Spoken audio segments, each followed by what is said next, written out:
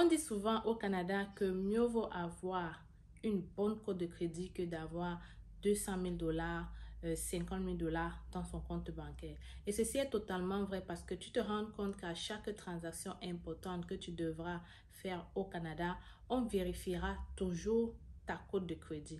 Donc, tu l'auras compris aujourd'hui, donc on va discuter de cote de crédit, carte de crédit, marge de crédit, bref, on va parler de tout ce qui tourne autour de la cote de crédit et tout ce qui peut affecter ta cote de crédit. Et c'est très important la vidéo d'aujourd'hui si tu es nouveau arrivant au Canada ou alors si tu souhaites venir au Canada parce que ta cote de crédit déterminera ton futur au Canada.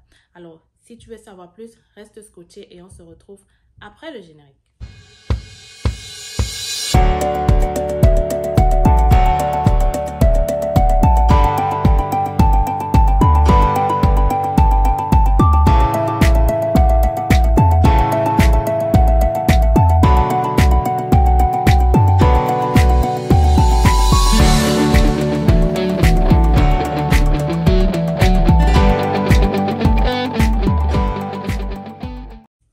Coucou, j'espère que tu vas bien. Si ça ne va pas, eh bien, dis-toi que ça va aller, ok? Il faut rester dans la positive attitude, c'est très important. Alors aujourd'hui, on va parler d'un sujet très important, c'est vrai, mais je veux que vous soyez relax, ok? Détendez-vous, prenez votre tasse de café après toute une journée épuisante. Il est temps de penser à vos finances et de travailler sur vous, ok? Alors c'est la raison de la chaîne, on parle de la pause, moment de prendre la pause. Mais pas n'importe laquelle, ok? Parce que tu l'auras compris, c'est la pause, mais c'est le moment de travailler sur toi, travailler sur ton mindset, travailler sur tes finances et c'est très important pour ton futur. Donc aujourd'hui, j'ai vraiment décidé de parler de ce point de cote de crédit. Pour moi, c'est un sujet très important pour tous ceux qui veulent arriver au Canada, ok? Parce qu'on se rend compte que beaucoup de gens ne savent même pas c'est quoi une cote de crédit. Beaucoup de gens ne savent pas c'est quoi même une carte de crédit. Beaucoup de gens ne savent pas comment l'utiliser. Et ils se retrouvent à faire du n'importe quoi et plus tard, en payent le prix fort. Donc, pour éviter que tu tombes dans ces pièges et que tu rates ton avenir au Canada, j'ai pensé à faire cette vidéo pour te parler des cotes de crédit. Avant de le faire, je me présente. Pour ceux et celles qui ne me connaissent pas, je suis Stell Dufak, ok? Je suis arrivée au Canada, ça fait déjà 7 ans. Je suis venue comme étudiante et aujourd'hui, je suis résidente permanente. J'ai créé la chaîne La Pause, mais avant ça, j'ai une autre chaîne qui s'appelle C'est Facile où je parle seulement de l'immigration au Canada. J'ai donc pensé à faire une chaîne connexe qui va parler des finances et qui va te permettre de t'intégrer et de réaliser ton rêve financier. Là, ce n'est plus le rêve canadien. Alors, on va commencer directement par te définir d'abord c'est quoi une cote de crédit, ok? Alors, une cote de crédit, ce n'est qu'un chiffre situé entre 300 et 900 qui permettent de déterminer ta solvabilité. Alors, c'est un chiffre utilisé par la plupart des institutions financières pour savoir si tu es un bon emprunteur, ok? Donc, à partir du chiffre que tu auras, la plupart des institutions financières et pas seulement les institutions, même les entreprises, bref, tous ceux et celles ou entreprises ou personnes qui va te prêter quelque chose ou te rendre un service peut demander à regarder ta cote de crédit afin de savoir si tu payes bien tes factures et si tu es un bon emprunteur. Bref, imagine-toi quelqu'un qui... C'est pas pour rien si, par exemple, la banque, lorsqu'elle te prête de l'argent, lorsque tu achètes une maison, ok, pour que la banque signe pour dire oui, je donne 300 000 dollars à cette personne. Écoutez, 300 000 dollars, c'est pas rien, ok. Il doit s'assurer que effectivement cette personne va me rembourser ce montant d'hypothèque chaque mois. Cette personne a l'habitude de faire ses paiements de factures. Cette personne est une personne sur qui on peut faire confiance. Et pour cela, il regarde ta cote de crédit, ok? Alors, je vous ai défini la cote de crédit. Je vais maintenant te présenter comment ça se passe le pointage. Pour cela, je vais lire un peu parce que je ne peux pas retenir tout ça. Donc, le système de pointage se passe comment? Entre 300 et 374, on dit que tu as un mauvais crédit, ok? 575 et 659, on dit que tu es médiocre. 660 et 712, on dit que tu es correct. 713 et 740, on dit que tu es bon. Et plus que 749, on trouve que tu es excellent. Alors, le but de la vidéo, c'est que vous tous, vous soyez excellents à la fin de la vidéo pour que vous puissiez enfin réaliser tout achat ou n'importe quoi au Canada sans avoir de problème, ok? Alors, comme je t'ai dit, c'est un système de pointage. Et comment est-ce qu'on base le pointage? Ou alors, quels sont les éléments qu'on regarde pour savoir si tu as un bon crédit ou pas?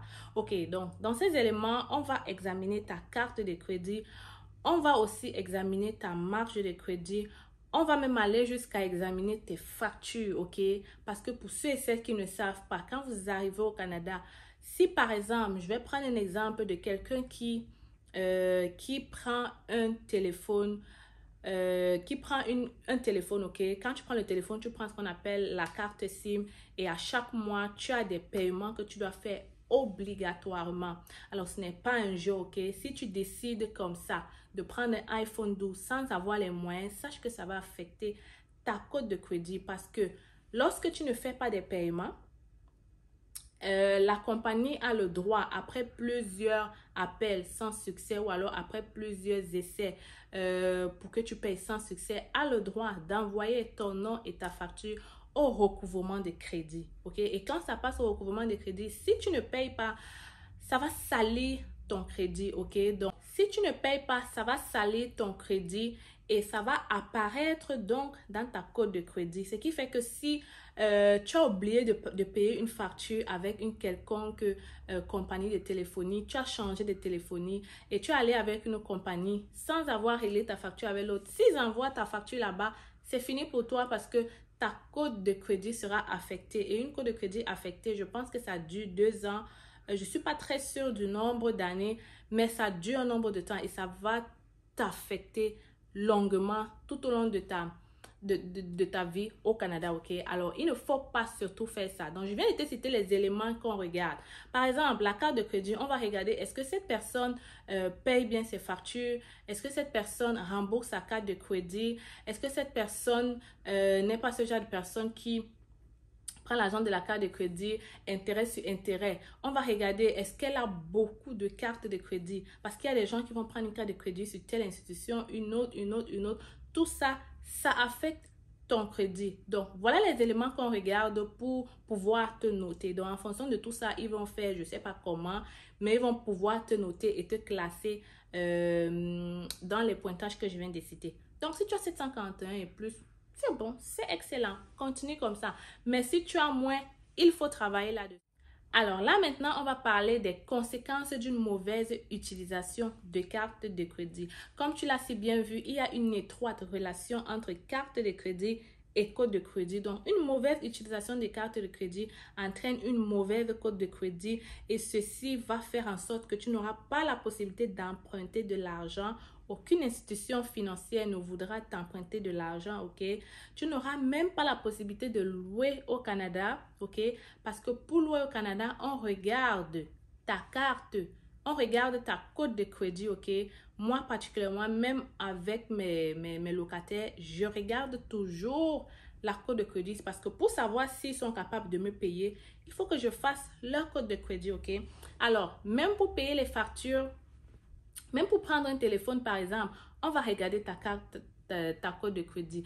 Même pour, bref, pour tout ce que tu voudras faire au Canada, même pour avoir une marge de crédit, on regarde ta cote de crédit. Donc, il y aura plusieurs transactions dont tu seras bloqué. Tu ne pourras pas avancer parce que tu as mal utilisé ta carte de crédit. Donc, vraiment, mauvaise utilisation d'une carte de crédit rend la vie difficile au Canada. Donc là, beaucoup de gens vont me dire, à quoi ça me sert donc de prendre une carte de crédit si ça va m'apporter tant de problèmes? Et c'est là où ça choque parce qu'il faut prendre une carte de crédit. Je vais vous raconter mon histoire. Je suis arrivée au Canada, comme je t'ai dit, en 2014. Et je suis arrivée, je ne connaissais pas la carte de crédit, je ne voulais même pas savoir c'était quoi. Pour moi, c'était comme non, j'ai été habituée depuis mon pays à vivre avec mon argent. Alors, je vais vivre avec mon argent. C'était une erreur fatale. Je te raconte pourquoi.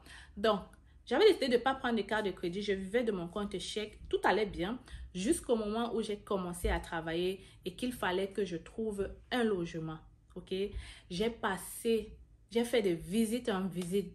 Les bailleurs voulaient me donner la maison, mais au moment où ils me demandaient ta code de crédit, ta carte de crédit, j'étais comme non, je n'en ai pas de carte de crédit. Ok, ben, d'après eux, si je n'ai pas de carte de crédit, ils ne peuvent pas me louer la maison. Ok? Et c'est tout à fait normal et c'est la règle ici parce que moi-même, avec mes locataires, je fais toujours une enquête de crédit. Et sans carte de crédit, on ne peut pas faire une enquête de crédit parce que comme tu entends, il y a crédit. Donc, si tu n'as jamais eu de carte de crédit, on ne peut pas faire une enquête de crédit. On ne peut pas savoir si tu es un bon acheteur. On ne peut rien savoir sur toi. Donc, personne ne veut prendre le risque là. Donc, moi, pour régler cela, quelqu'un a dû signer pour moi. Et ça n'a pas été facile de trouver la personne parce que toi-même, tu sais, qui peut faire ça pour toi? C'est ton père ou ta mère, mais à part ça, c'est difficile. Mais bon, j'ai trouvé quelqu'un qui a accepté de signer et je ne veux donc pas que vous ayez les mêmes problèmes que moi. Voilà pourquoi je vous dis, il faut prendre la carte de crédit dès que vous arrivez au Canada. Mais avant de le prendre, il faut bien regarder les conditions, ok? Il faut bien s'assurer du taux d'intérêt. Il faut magasiner plusieurs banques pour pouvoir prendre le meilleur deal, ok?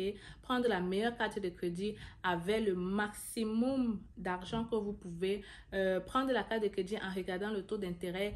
Bien s'assurer de regarder les thèmes du contrat. Est-ce que ça me coupe de l'argent si je fais des avances de fonds? Combien ça me coupe? À quelle date je dois rembourser absolument mon paiement, ok? Parce que voilà le piège qu'il ne faut pas faire, ok? Voilà le piège que beaucoup de gens tombent là-dedans. Et ça va m'amener à te parler du cinquième point qui est comment bien gérer sa carte de crédit. Oui, parce qu'il faut avoir une carte de crédit. Pas seulement l'avoir, l'utiliser parce que c'est comme ça que tu travailles ton crédit, mais bien l'utiliser, ok? Et pour bien l'utiliser, voilà les astuces que je voulais partager avec toi. Premièrement, ne jamais faire seulement des paiements minimums. Parce que j'ai l'impression, et surtout avec la génération passée, la génération juste avant moi, que beaucoup de gens pensent qu'en faisant juste le paiement minimum, ça va là. C'est pas du tout le cas. Tombez pas dans ce piège parce que c'est ce que les banques veulent que vous fassiez, ok? Quand on te parle de paiement minimum, pour ceux qui ne savent pas, je vais expliquer clairement. Par exemple, si tu as une carte de crédit et que tu empruntes 200 $, ok? Et on te dit que les thèmes, ça veut dire que c'est du 1er au 31. Tu empruntes 200 $ le 2, par exemple. Ça veut dire qu'avant le 31, il faut que tu rembourses la totalité pour ne pas avoir les frais d'intérêt, ok? Passé cette date, on commence à te charger des frais d'intérêt. Alors, beaucoup de gens pensent qu'en remboursant seulement le paiement minimum, qui peut être de 10 $, ils n'auront plus les intérêts sur le reste. C'est pas vrai, les gars. C'est pas vrai. Je vous conseille de même pas seulement faire le paiement minimum. Enlevez ça dans votre tête.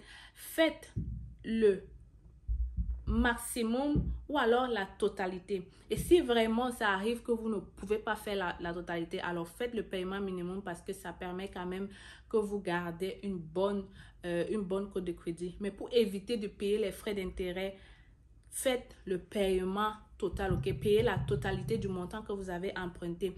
Et assurez-vous toujours d'emprunter ce que vous avez. Qu'est-ce que ça veut dire? Ce n'est pas parce que tu as une carte de crédit que tu dois l'utiliser pour t'acheter n'importe quoi, ok? La carte de crédit, tu peux l'utiliser pour payer, certes, tes factures, pour payer tes assurances, pour payer des trucs, mais assure-toi d'avoir ce montant-là dans ton compte chèque. Si bien que dès que tu finis d'utiliser ta carte de crédit, tu fais le virement de ton compte chèque vers ta carte de crédit. Et c'est comme ça que tu éviteras les problèmes. Donc, paiement minimum, non. Vraiment, non, non, non. Tant que vous le pouvez, faites le paiement de la totalité. Alors, le deuxième point, il ne faut pas utiliser la carte de crédit pour des inutilités, ok? La carte de crédit, on l'utilise en cas de besoin, en cas de nécessité. Alors, je vois beaucoup de personnes, quand ils viennent d'arriver au Canada, on leur a donné une carte de 5 000, 2 000 $. Ils sont tellement contents qu'ils l'utilisent pour acheter tout et n'importe quoi, ok? Ils l'utilisent pour s'acheter le dernier iPhone, ils l'utilisent pour faire du shopping, pour blaser les gars. au pays, il l'utilise pour amener sa coco dans le meilleur restaurant. Il l'utilise pour tout et pour rien. Et pourtant, ils n'ont même pas l'argent pour rembourser. Ça entraîne que les frais d'intérêt s'accumulent encore et encore. Et puis, c'est fini. Plus tard, quand tu te réveilles, tu as déjà un mauvais crédit.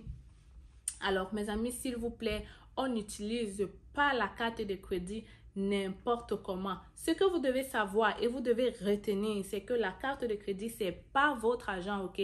C'est l'argent de la banque qu'elle vous emprunte et vous devez rembourser cet argent. Veut pas là. Vous allez le rembourser jusqu'à la fin de votre vie s'il le faut. Donc, ce n'est pas du jeu, ce n'est pas de la blague, ce n'est pas le Père Noël qui vous a donné cet argent. C'est l'argent de la banque que vous êtes en train d'utiliser. Alors, faites attention à ce que vous allez faire avec votre carte de crédit parce que sinon, demain, avec une famille, vous ne pourrez pas acheter une maison, vous ne pourrez pas louer, vous ne pourrez rien faire. Même si vous avez le plus gros salaire du monde, sans carte de crédit, sans bonne code de crédit, c'est fini pour vous là. Vous êtes figé, vous ne pouvez pas avancer. Encore plus si vous voulez devenir un entrepreneur. Dans la chaîne, on parle d'entrepreneuriat et vraiment, c'est pour ça que j'ai tenu à faire cette vidéo. Pour tous ceux qui veulent devenir entrepreneur, faites très attention à votre crédit parce que lorsque vous allez vouloir emprunter de l'argent, même lorsque vous allez vouloir passer des trucs, ouvrir une entreprise, tout ça, ce sont des choses qu'on regarde, ok? Quand vous allez vouloir ouvrir un compte bancaire pour votre entreprise, ce sont des choses qu'on regarde et on regarde ça très précisément, encore plus si vous voulez entreprendre. Alors, faites attention à qu'est-ce que vous faites avec votre carte de crédit. Toi qui me regardes, dis-moi, qu'est-ce que tu fais avec ta carte de crédit? Dis-moi sincèrement, qu'est-ce que tu fais avec ta carte de crédit? Donc, dis-moi qu'est-ce que tu fais avec ta carte de crédit et je te dirai qu'est-ce que tu peux devenir au Canada. Je m'arrête ici pour la vidéo. J'ai été très contente de discuter avec toi aujourd'hui. J'espère te revoir très bientôt, ok? On va parler des sujets encore plus intéressants et plus existants qui te permettra de réaliser ton rêve financier au Canada et de devenir celui que tu veux. Parce que le Canada, tout est meilleur. Alors, on se retrouve très bientôt. Ciao!